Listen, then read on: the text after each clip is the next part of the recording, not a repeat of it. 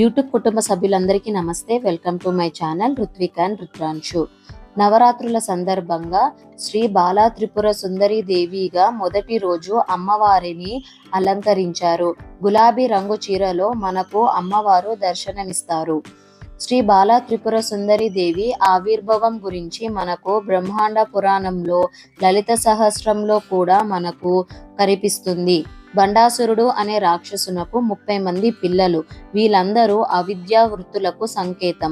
హంసలచే లాగబడుతున్న కన్నిక అనే బండే రథంపై వచ్చి 30 మంది బండాసుర పుత్రులను సంహరించింది. ఆ అసురులు సామాన్యులు కాదు. ఇంతకు పూర్వం యుద్ధాలలో ఇంద్రాది దేవతలను గడగడలాడించిన వారు. అంత భయంకరమైన వారు. వారందరినీ ఒక్కతే కేవలం ఒక అర్ధచంద్ర బాణముతో సంహరించింది. అది ఈ తల్లి యొక్క ప్రత్యేకత. బాలగా కనబడుతున్న శక్తికి ఏమీ తక్కువ కాదు. బాల ఆరాధన ప్రాణశక్తికి ఆధారంగా చెప్పబడుతుంది. హంసలు అంటే శ్వాసకు సంకేతం. ప్రాణశక్తిని హంసగా పోలుస్తున్నారు. ఈ విధంగా అమ్మవారి ఆరాధనలో ఈ ప్రాణశక్తిని బాలా ఆరాధనగా పిలువబడుతుంది. ఓం బాల త్రిపుర సుందరి దేవియే నమః.